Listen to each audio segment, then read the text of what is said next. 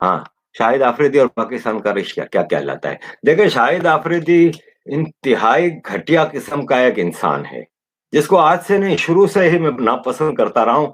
एक पागल किस्म का खप्ती आदमी है, जो एक हादसाती तौर पे सेलिब्रिटी बन गया और ये इसको पाक फौज यूज कर रही है। पाकिस्तान में हर पाकिस्तानी को पाक फौज यूज करती है।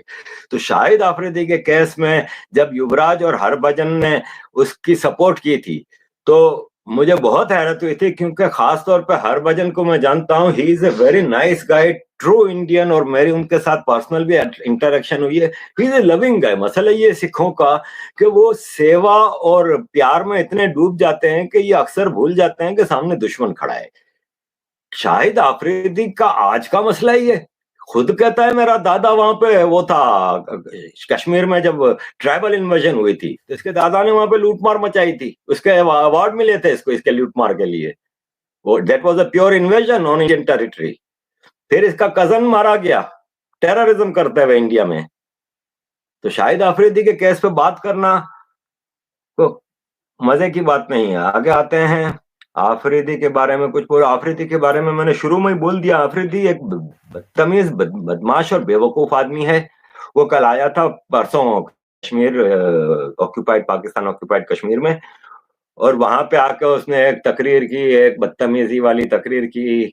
130 करोड़ लोगों को गालियां दी, 130 करोड़ लोगों के बारे में बेशुमार बदतमीजी की, और उसने कहा कि 7 लाख फौज के पीछे 22 करोड़ आवाम भी खड़ी है, और इंडिया को तो हम ये कर देंगे वो कर देंगे, ये सब बोल के ये हवाई जहाज में बैठ के आर्मी के कराची आया। कराची आके अपनी बीवी के साथ बेडरूम में बंद हो गया कि अभी तक बेटा नहीं हुआ ना बेचारे के।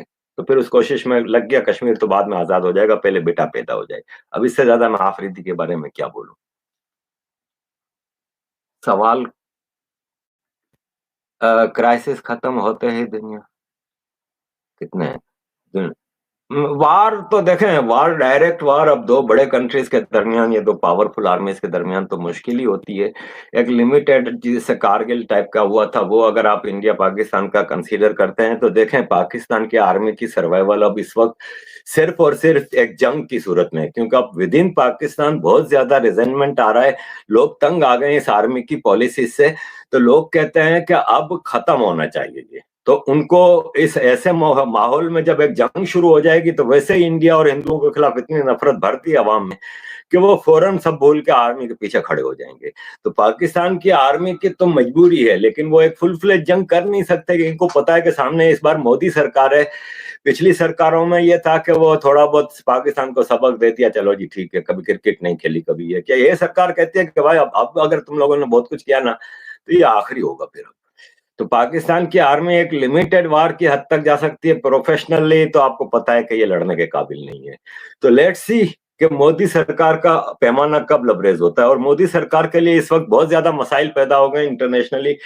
देखें, यूरोप अमेरिका के थिंक टैंक्स वगैरह भी बोलना शुरू हो गए हैं, अरब भी बोल रहे हैं। ये लोग, आपको भी पता है, मुझे भी पता है, और इनको भी पता है सबको, कि ये झूठ बोल रहे हैं। नॉर्मली इंडिया में कोई इस्लामोफोबिया नहीं है, ये आम। देखें, जैसे खालिस्तान कहीं नहीं है इंडिया में, क्योंकि मूवमेंट हमेशा, मैं कहता हूं, उस वक्त चलती हैं जब उस कम्युनिटी को राइट्स का मसला हो। इंडिया में नहीं है सिखों को मसला, और सिख भी ये जानते हैं। लेकिन है ना खालिस्तान 2020 और क्या क्या ट्रेंड चलते हैं। इसी तरह अब ये इस्लामोफोबिया ऑफ इंडिया को इन्होंने ऐसा फैला दिया है, जबकि पाकिस्तान में माइनॉरिटीज का क्या हाल है आपको नहीं पता, सबको पता है। तो जंग अब डिपेंड करता है इंडियन सरकार के ऊपर। सर, सुना है पाकिस्तान में शिया और सुन्नी राइट्स हुए हैं। देखें, शिया सुन्नी राइट्स है ना पाकिस्तान में, जब अर्ली 60s और 70s में, जब हुकूमतों की, आर्मी डिक्टेटर्स की और फिर भुट्टो की मजबूरियां थी टू कंट्रोल खास तौर पे एक educated class of Karachi, specially Shia Sunni फड्डे कराते रहते थे। लेकिन फिर एक पार्टी आई थी, एमक्यूएम, जिसके लीडर अल्ताफ हुसैन ने ये मामला कराची से तो खत्म कर दिया था। और एमक्यूएम का जो मैसेज था, वो rights for everyone, equal rights for everyone, उसमें रिलीजियस माइनॉरिटीज और सेक्टरियनिज्म कहीं भी नहीं था। एमक्यूएम में सब बराबर थे, हमें खुद नहीं पता होता था कि हमारे बगल में क्या है। लेकिन अब ये वापस, चूंकि अब कराची से एमक्यूएम और उसके लीडर अल्ताफ हुसैन को हटा दिया गया है, और बाय फोर्स वहां पे आर्टिफिशियल लीडरशिप्स लाई गई हैं, तो अब वहां पे ये शिया सुन्नी मसला पैदा किया जा रहा है। खादिम रिजवी जो गालियां निकालता रहता है, मौलवी बना फिरता है, उसकी तहरीक लब्बे पाकिस्तान के लोगों ने हमला किया परसों शिया इमाम बारगाहों के ऊपर, हजरत अली रजी अल्लाह तआला अन्हु के दिन के ऊपर। उनके जुलूसों पे हमले हुए, उनके खिलाफ नफरत फैलाई जा रही है, आम आदमियों में, मस्जिदों में इनके बारे में बातें हो रही हैं, तो एक लावा तो पक रहा है। वो जिस इस्लामोफोबिया को इंडिया में बताया जा रहा है, वो Islamophobia actually happening in Pakistan, ये ब्लेटेंटली हो रहा था सिटीजन अमेंडमेंट एक्ट के बाद। खास तौर पे आज जैसे मेरी सुबह एक थिंक टैंक है किसी कंट्री में, उनसे बात हो रही थी, उनका काम काफी ज्यादा है उस पे, पाकिस्तान की रिलीजियस माइनॉरिटीज पे। तो मैंने उनसे कहा, मैंने कहा, I have a feeling that Pakistan in Pakistan, the religious intolerance has increased and religious minorities are victimized and atrocities against them have increased in recent months. Am I correct? तो उसने कहा, yes, you are correct. They were all happening always, but because of social media, now more are exposed. But you are correct that it has increased in recent months since the implementation of Citizen Amendment Act in India.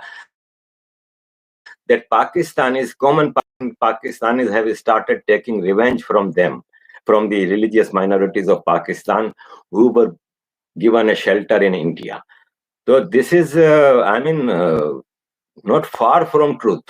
क्योंकि लगता है ऐसा ही है कि जो हालात हो रहे हैं, जो अभी लास्ट वीक में चर्चों पे हो रहे हैं, तो हिंदू फैमिलीज पे कल राहत ऑस्टिन साहब ने लगाई एक पोस्ट, कल भी हिंदू फैमिलीज के साथ जो हुआ है, फिर ये सब चीजें हैं आगे।